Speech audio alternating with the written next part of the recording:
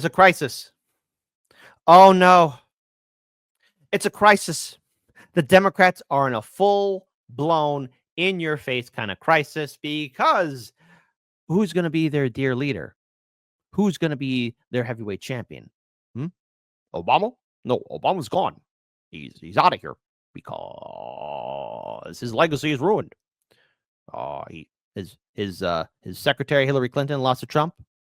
And yes, while Biden did get elected into office, it was 4 years of embarrassment as we saw senile old goat dip further and further into dementia. That's what happened. Joe Biden was sick. Joe Biden wasn't mentally fit to run the country. That's Obama's legacy on that. And then, oh no, old man Biden had to be replaced with Kamala. And of course, when Obama was on the road talking to voters, he was talking down to black men. That didn't go too well. Hillary Clinton, no, she's a loser. Hillary is irrelevant. Kamala, no, irrelevant. Nancy Pelosi, 84 years old, too senile, and an insider trader. What, Jimmy Carter? Oh, the fact that they dragged him out like that,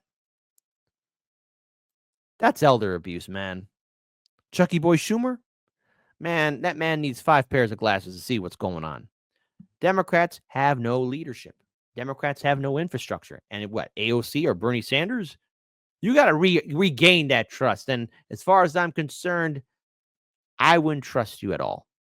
All right? Unless you want to be really sincere, maybe go on Jimmy Dore's show, go on the Joe Rogan show. Talk to people, reach out to people, maybe hold a big event, maybe do a sit-down, one-on-one conversation with Donald Trump, AOC. But see, again, asking the Democrats to lead is asking them to have a backbone, heart, a soul, courage, which they lack all of. So I want to pull up this video here. Shout out to Case Study QB, who's wrongly being censored. All right. Again, I don't like what's happening to Case Study QB, but let's go and pull up this video here. Shout out to him. How you sit through this stuff with BS DNC is beyond me, my friend. When then 77-year-old Joe Biden ran for president in 2020, he made this pitch to voters. Look, I view myself as a bridge, not as anything else. There's an entire generation of leaders you saw stand behind me. They are the future of this country. It was a promise he reportedly signaled to advisors, suggesting he would be a one-term president and serve as a transition figure for the Democratic Party. The problem is that bridge never came. Biden, against all concerns, ran for re-election until he dropped out in July following a disastrous debate performance against Donald Trump. When Biden finally dropped out and passed the torch to Vice President Kamala Harris, it was too late. And while the party will examine what it did wrong for years to come, the party needs to do something now. No doubt about it, this election was a referendum on President Biden and Vice President Kamala Harris. Yeah, or you could be like Fat Tony and make a statement like this. And I can't believe, sometimes my audience is just too brutal. When you guys private message me and send me stuff, I'm like, my goodness gracious, cretaceous. You people are brutal. All you people are brutal. Yeah, here's Fat Tony. There are 3 wings of the Democratic Party. The corporate Democrats, 98% of the politicians, the populist left, to Bernie 2016-style economic populism, and the woke left, identity politics, culture wars. Everyone who is in the populist wing, come to the Young Turks, because we're losing subscribers. We're going to rebuild this wing into a dominant force in Democrat politics. No, you're not. Why you lie? Hold on. Listen, I'm sorry, but this warrants this. All lies will be exposed. Stop playing. Then we're going to win the next Democratic primary and take control of the party. I swear I heard this before. Where have I heard this? All right, Justice Democrats, brand new Congress, our revolution, DSA. Where are they now? They're 6 feet under, Janky. We're going to do it together, and it's going to be the most empowering thing you've ever done. You know what's going to be the most empowering thing I ever did? Right now, doing the morning dump. How's that sound? But results down ballot for Democrats actually help prove that. While Donald Trump did win swing states like Arizona and North Carolina, Trumpian candidates like far-right North Carolina nominee Mark Robinson lost his gubernatorial race against Democrat Josh Stein. And as of this hour, Democratic Congressman Ruben Gallego of Arizona is leading far-right Kari Lake in the Senate race, and that race has yet to be called. There's also the progressive lawmakers, long demonized by the right and even by some centrist Democrats who outperformed expectations this election. Progressive Congresswoman Alexandria Ocasio-Cortez of New York won re-election decisively and performed better in her district of Queens than Vice President Harris did. And there's the split we saw in Michigan, specifically Dearborn, home to the country's largest Arab American community. At the top of the ticket was Kamala Harris, who failed to distance herself from President Biden's policies on Gaza and didn't reach out to concerned Muslim voters. Down ballot was Congresswoman Rashida Tlaib, whose district covers Dearborn. Now, Tlaib, who is of Palestinian descent, did not endorse Kamala Harris. She campaigned on calling out Israel's assault on Gaza and showed solidarity with the Palestinians. In the end, voters in Dearborn voted for Trump over Harris. Congresswoman Tlaib triumphantly sailed to re-election from those very same voters in Dearborn. The message could not be more clear. Democrats desperately need new leadership. These races in Arizona, Michigan, and North Carolina show there is a desire for younger Democratic leaders. So long as Bill Clinton and Hillary Clinton have the influence over the party, nothing will change. And I want to pull up the super chat because it makes a lot of points from John Michael. Bill and Hillary are still the Democratic leaders. That's why they lost. Of course, and a legacy lasts forever. The Democrats do not want to lose. Okay? And when I say Democrats do not want to lose, they do not want to lose their influence, their perception of reality. Okay? That's what I mean. It's not winning elections or maintaining power. It's a perception of reality that they are the morally just ones, and that every time you vote against them, it makes you a bad person. Well, it's not working anymore because we've seen the pushback against the establishment Democrats. They're not relevant. And that's why they're losing right now, but they still don't want to lose that high ground, which, again, I have to call into question, how sincere is AOC wanting to reach out to Trumpers? Or is it at shows that they listen to? Because, again, it's very clear in her district, people voted for Trump, but also voted for her. So it tells me that people are voting not on politics or party loyalty, but on things that they feel is correct in their perspective, as they should. It's their right, their vote. They could do whatever the hell they want with their vote. They could choose not to vote. It is their choice. Always has been, always will be. And I say that to everyone who watches Hard Lens Media. It's your choice. But Democrats, the reason why you have a leadership crisis is because no one can relate to you. I have so many diverse people who watch my show across the political spectrum. Now, are we all going to agree on everything? Absolutely not. And what a boring world that would be. We all agree on everything. No differing of opinions, no critical thinking. Just everybody going along, eating the gruel and slop and cold water. Yeah, I don't like that world. It's stupid and pointless and boring. But that's what the Democrats expect out of their voters. Want to move on from the Obama-Biden era into a new energized Democratic Party that fights for younger voters, blue-collar workers, and putting an end to the war in Gaza. The onus now is on Democrats to act as the Progressive Political Action Committee Justice Democrats wrote after Trump's win, saying, "It is time to end the era of career politicians and the corrupt campaign finance laws that keep them in power." Weren't they losing money? Didn't the Justice Democrats have to fire some people? And here's the thing. Not defending Cenk here.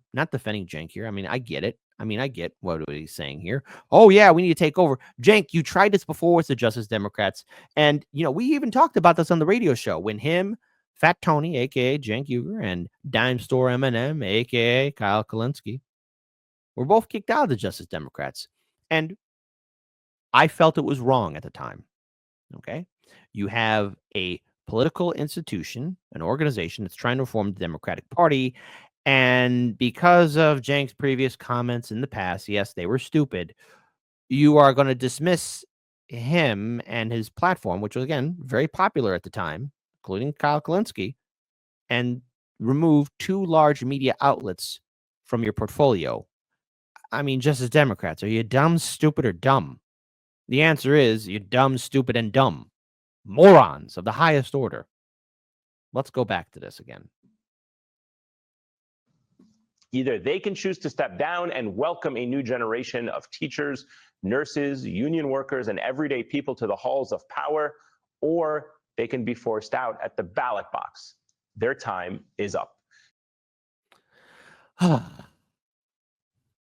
That's not how things work anymore. I want to pull up another video here. Shot again, the case study QB. Real quick, John Michael again tipped $5. Also, the fact that BSDNC believes AOC is a progressive is hilarious. Look, if AOC wants to show how sincere she is, how open-minded she is, cross the Rubicon. Go on these other shows that trigger you so much. Maybe have a sit-down one-on-one conversation with Trump. That would be a sight to see, AOC. Talk to Trump about policy. Maybe have a 2-hour conversation. That would be interesting to see. I would be open to that. Again, I'm just throwing stuff at the wall and see what sticks. Go on Joe Rogan's show. Talk to people. If Democrats really want to reach out to voters, you need to realize that people aren't robots and obedient puppets. You just can't guilt people. As far as I'm concerned, and I encourage this to my audience, be free thinkers. And if anyone's going to bully you and tell you how to vote, slap them in the mouth. Don't do it. But, mentally, verbally slap them in the mouth and tell them to F off, Logan Roy style. Joining me now is the mayor of Dearborn, Michigan, Abdullah Hammoud. Mayor Hammoud, it's great to have you back on the show. The last time you were on this program was back in February. President Biden was still very much in the race. I want to play for you and our viewers what you said to me at the time, the warning that you gave when it came to Gaza. Watch. The residents in Dearborn actually feel betrayed by current President Biden because he had promised decency and he promised to lead with humanity in the White House. And what we have found since the events of October 7th are anything but. To only send a campaign manager as the first form of engagement as your delegation to the city of Dearborn to speak with the Arab community or the Muslim community is a complete slap in the face. So that was, as we mentioned, 10 months ago. Since then, Mr. Mayor, neither Vice President Kamala Harris or Joe Biden went to Dearborn. Instead, Donald Trump filled that void. He exploited voter outrage with the... He didn't exploit voter outrage, all right? He saw something there in his campaign, realized that his opponent was making a mistake. And remember, the old art of war, and that is never correct your enemy when they're making a mistake. Never do that. Never, ever, forever, never do that. That's not the right thing to do. And gee, Democrats, maybe, you could have stopped the war in Gaza. Maybe, I don't know, you could have called for ending the wars in Ukraine. Maybe, I don't know, actually use your power. But remember, when protesters interrupted Biden and Kamala, the liberal audience booed them away. Biden dismissed them, and Kamala said, "Hey, I'm speaking." Does it come as any surprise why they lost the way they lost? Is, whatever you want to call them, but certainly photo ops. And it's safe to say that it worked to some extent.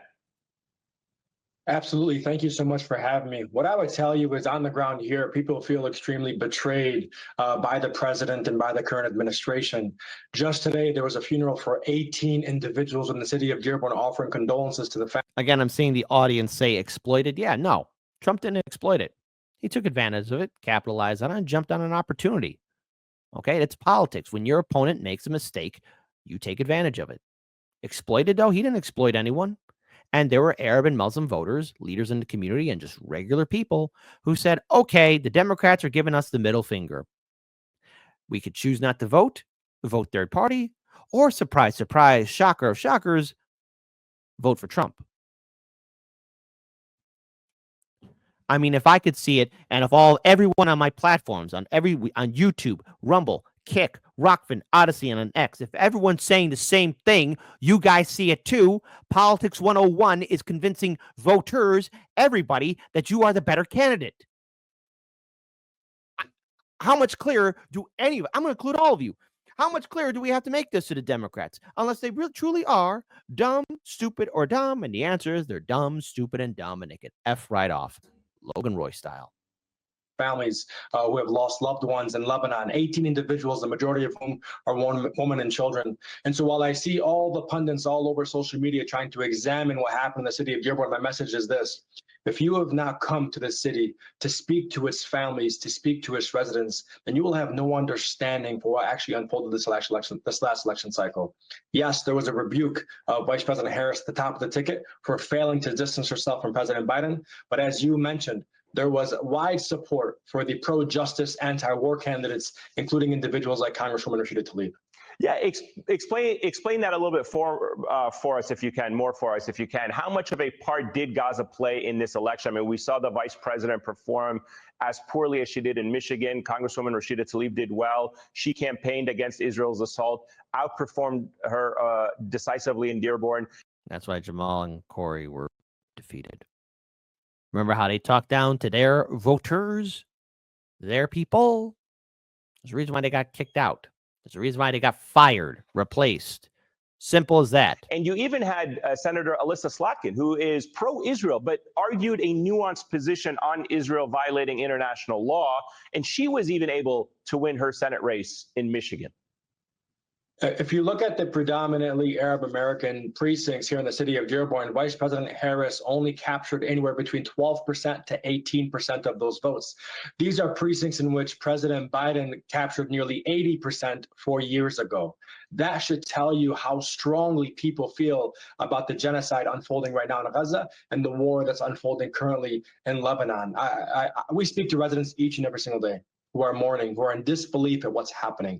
And for nearly a year, we have cast the warning signs. We have tried to tell the party officials, tell all the candidates who are pursuing office, you need to distance yourself from the war criminal Benjamin Netanyahu. You need to stand up for what's right, be on the side of justice, be against wars, because people are tired and sick of it. And we've seen this playbook unfold now for decades across the Middle East. Let me ask. This is what you call, hey, Democrats, this is what you call an oopsie. Now, there's a little bit more to this, but I want to stop right here. This tells me, however you guys have been running your organizations has been a complete epic disaster. And I just want to say to you, Democrats, this is your fault. You chose to do this to yourselves. Right? It's nobody's fault here. If you don't inspire people, then people aren't going to tune up. I've had Jamal Green on my show. You know, he told me about some local Chicago elections where they're having meetings at the events. You know what he saw at a couple of them? No new blood, no young people. Now I get it. Hey, everyone has a right to vote. But I mean, you know, I'm one day going to get old and someday I will be gone. A footnote in history. Maybe no one will ever even know who I am. But the point is, there's a beginning, middle, and end. And the thing is, to the old guard of the Democratic Party, if you're reaching the end and there's nobody there following behind you, and you're in an empty, closed room, that means, extinction level event. You could go bye. And that's not my problem. That's a you problem, Democrats. You made it clear to me in 2016, as well as all of my other friends who were former Bernie Sanders supporters, that we weren't needed. And that if we didn't support Hillary Clinton, we were bad people. Well, okay, you told me to F off, and I F'd off. So I don't owe you anything. I don't owe you an apology. I don't owe you, I'm sorry, or reasons why I left. You told me to go, and you told that to my viewers too. That's why you lost. And this is another thing too. Something Democrats you'll have to live with. Trump makes inroads with young voters. President-elect Trump made clear inroads with young voters who helped propel him to victory over Vice President Harris last week. Harris ultimately won the majority of voters under 30, but by far a slimmer margin than President Biden did in 2020. She won them by just 6 points, a quarter of the total support Biden had from them 4 years ago. These are terrible numbers indeed. Trump, meanwhile, made clear gains with young white men and boosted his support with young Latino, Black, and Asian voters. Republicans overseeing his outreach to that demographic point to his presence on social media and podcasts, which, oh my goodness, wow, going to new media, going onto different platforms, speaking to different people, being relevant on the modern landscape. Because I just want to pull this up here as well. And this was given to me by one of my viewers. Again, again on X. Shout out to the people who private message me on X or post or tag Hardlands Media. But this right here, look at this. Just in, MSNBC BSDNC ratings crater as viewers tune out Trump victory coverage. Because my goodness, corporate media, you're not bringing in the numbers. But more on, again, what's happening with Trump getting, hold on, let me actually pull. I realized I didn't pull it up there properly. I apologize if I took it down. This is again what's happening here. They're not pulling in those numbers, and I want to just pull this up here. Look at this. MSNBC saw its audience crater on Thursday and Friday, just days after the left of center network beat CNN in election night ratings for the first time ever. Thursday's total average daily viewers on Fox News came in at 2.6 million and 375,000 in the coveted 25-54 age demographic, according to Nielsen data. Meanwhile, MSNBC brought in only 596,000 total viewers and 71,000 in the demo. CNN, you know what, CNN, I cannot wait to toast your funeral. 419,000 total viewers on Thursday and 91,000 viewers in the demo. Fox News was up some 60% year over the year for the day, while MSNBC and CNN were down 23 and 40% respectively. Oh, good. May these corporate institutions go belly up. May they end up like the dinosaurs. No, wait, I shouldn't compare the dinosaurs to them. The dinosaurs are noble animals. I don't want to compare them to the corporate media. Okay. Forgive me, my fellow dinosaur enthusiasts. That was wrong of me to do, and I truly apologize. In prime time, the news was even more bleak for CNN and MSNBC as they shed 30% and 54% of their viewers, respectively, compared to the same day last year. MSNBC host Alex Wagner had her lowest rated show ever in terms of total viewers, while Chris Hayes' show brought in its worst numbers since May of 2016. Gee, Nelson, that wasn't nice. They're really in trouble. I said, ha ha. Continuing on, Brendan Holland, chair of the Republican National Committee's Youth Advisory Committee, said the number one issue for young voters was the economy. My goodness, we said that since day one here at Hardlands Media. We talked about the number one issue that's going to be impacting voters, young and old, no matter the color of the skin, who they worship, who they vote for. The number one issue, the one issue was going to be the economy. The second one would also probably be, hey, we don't want World War III to happen, because, you know, the last thing I want to do is have a cup of coffee early in the morning, look at the beautiful Chicago skyline, and then, oh no, a mushroom cloud. Is that a wall of fire? And poof, I'm vaporized. Because, by the way, if those nukes ever launch, that's it. We're never going to get to this point of technology ever again. There's not going to be a great rebuild. That's it. Thanos out of existence. Again, focusing on the economy, this is what people voted for. This is what people voted for President Trump, Holland said. That's why youth voters turned out in droves. They're frustrated. We understood that, and we hope that this can be something where their vote wasn't a one-time thing because Trump spoke to them. But that's generational change for the party. During the election, Trump invested heavily in mobilizing young voters, especially younger male voters, with a focus on issues around masculinity and the economy. According to Holland, he and other younger Republicans urged Trump to use social media platforms such as Instagram and TikTok to speak to younger voters, while countering Harris, who earlier in the campaign focused heavily on social media edits that went viral. And those were terrible videos. Okay? We have Molly Shannon from SNL from 30 years ago doing her superstar. I mean, come on. The levels of cringe, the level of stupidity, the level of desperation says a lot. Again, people who are running the Kamala Harris campaign, find a new career choice. Politics isn't your thing. Republicans have historically not spent considerable sums of winning over young voters, writing them off as too liberal. However, during this election cycle, a group of young conservatives convinced the GOP that Trump's brand could resonate with younger male voters, many of them who feel isolated in the wake of the pandemic and have been struggling economically. Democrats, you could have followed through.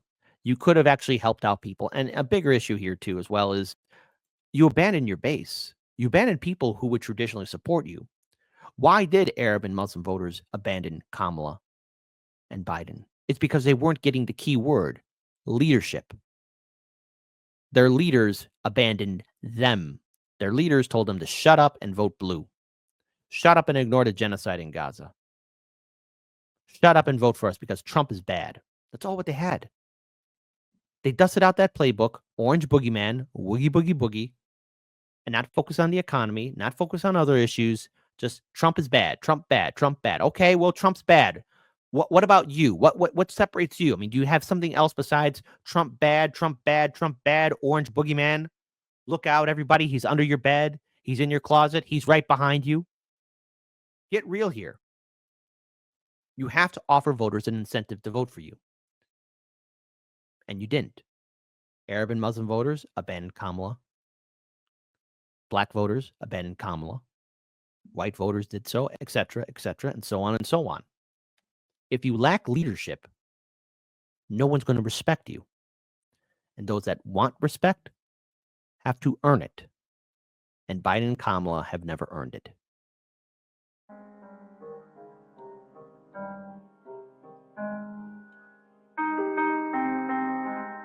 It is the best $3 billion investment we make. Whether or not in Israel, the United States of America would have to invent an Israel to protect her interest in the region. The United States would have to go out and invent an Israel.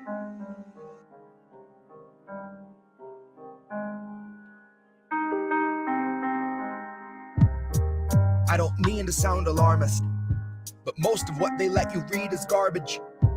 Most of it's designed to warp our minds until subconsciously you find you'll take the time to lick their boots free of grime and wipe their minds free of tarnish. Oil is the centerpiece, a body count of millions is the garnish. So how's it feel to know we funded every carcass? That every year our taxes pay for carpet bombing Gaza under shroud of darkness? Or that we spend enough a year to house and feed each homeless person in the streets on turning families in apartment buildings in the Middle East to bloody craters full of charred garments? And our media is silent at best. At worst, they can find it in themselves to call war crimes clashes and label children burned to ashes terrorists who played a stupid game and reaped the harvest. And every time we try to paint the truth, the news sends their slugs to suck off all the varnish and distort it into something harmless. See, the media will hang you by your feet and keep you half asleep. So yes, I'm here to set you free, but freedom won't be sweet because you'll fall 1,000 feet when I come cut you out your harness.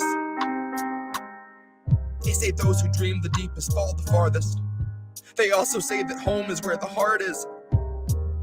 But if home for you is Gaza, Netanyahu's got you painted as a target.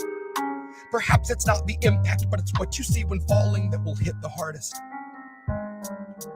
Maybe it's the sound of all those children crying out in those apartments that will hit the hardest. Maybe all those little bodies scattered in the dirt will hit the hardest. Maybe seeing human lives assigned such little worth will hit the hardest. Maybe it's the knowledge that you're paying for the darkest of atrocities committed on this earth that will hit the hardest. Maybe it's the knowledge that we give 10 million a day to oppressors who possess the kind of Medicare you'll die in debt before you see that's gonna hit the hardest. Maybe then you'll see you've always had more in common with the commoners whose slaughter we fund every day in Gaza than our senators and bosses. Maybe then you'll see our country never had a conscience. Maybe then the retroactive guilt will make you nauseous. Maybe what hits harder than the impact is the act of being conscious, of knowing your complicity and helplessness to try and stop the bloody deeds of Congress. And that no matter who's in office, America preserves its foreign interests by whatever means its greed demands, however monstrous. You see, we'll always need a place to train our contras. And Biden's got a backup plan should harm befall the Holy Land. Wipe it off the map, he'll draw it back on with an iron hand. He demands an Israel or reasonable effigy to exercise democracy and colonize the Middle East. Regardless of the human cost of phosphorus atrocities, bought and paid with money they rerouted out the budget for the non-essential things like ever making Flint's water clean. So maybe what hits hardest is the day you see this country for its actual priorities. And never more no honest peace attempting sleep. Maybe then you'll look at politicians making speeches like a blood-encrusted beast espousing destiny to empty seats and fellow leeches. As the gauntlet of democracy extends its brutal reach, like a giant wave of trash come to crash on foreign beaches. Maybe build a base, throw a flag down, and heavily pollute the region. Rape your ecosystems, gut your fauna, and congratulate you on your new allegiance. Oops, we mean alliance. This is something mutual unless you're non-compliant. We stole something crucial on which you can be reliant. So maybe what hits hardest is the centrist saying both sides need to stop the violence.